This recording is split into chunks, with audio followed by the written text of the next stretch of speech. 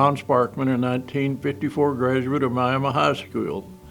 And I was very much surprised a couple of weeks ago when I found out that I was being honored as the Alumnus of the Year. And I can say for certainty it wasn't because of my academic achievements. In 1964, I was selected to be the director of the Community Action Programs for Ottawa, Craig, and Delaware counties. But while I was director of that, I got acquainted more with Bob Whitebird, who was the chairman of the Quapaw tribe. We had an opportunity to submit an application to get a program funded. The program was for the 8 tribes of this area. The 8 tribes were not active. They had, frankly, absolutely nothing. Bob Whitebird invited them, and he invited me because I had a typewriter and a secretary to meet, and we were discussing an application to be funded for those tribes. Then each tribe became more active and started looking for different ways to get assets or programs to help their people. We found out that as a group called the Intertribal Council, we didn't have anything in common as far as joint ownership. We found out that there was a piece of surplus property out north of the Turnpike entrance, and as you all know today, that is the headquarters for the Intertribal Council.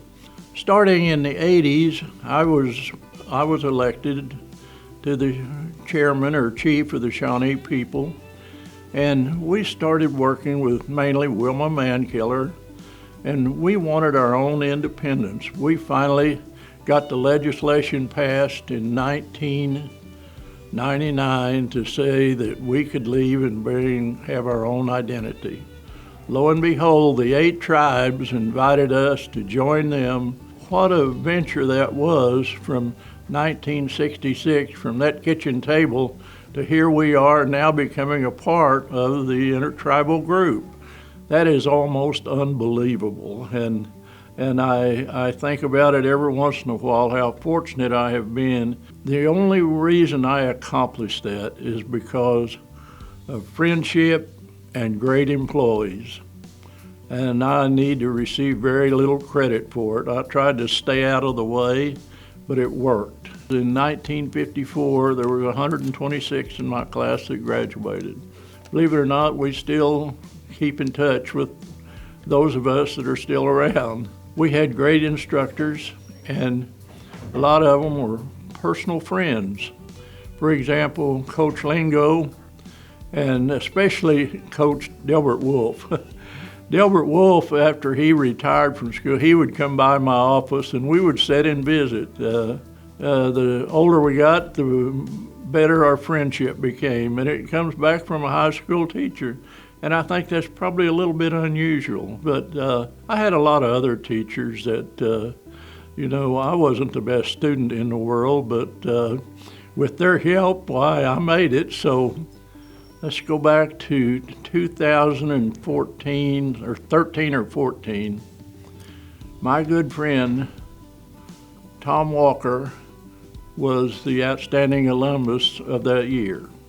Tom was a general of the Army of the 45th Division.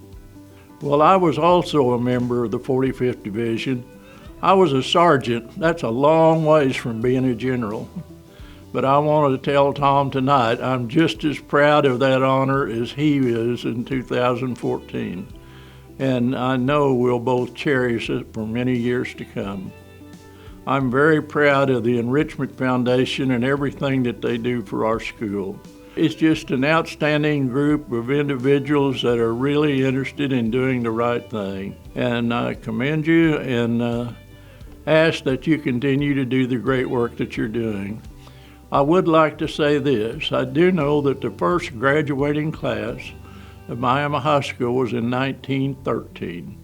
There was 5 students that graduated. That's 112 years that classes have marched across that stage. We're talking hundreds, if not thousands, of students. And I want to tell you tonight that you are looking at the #1 luckiest student that ever made that march across the stage. And I thank you a lot.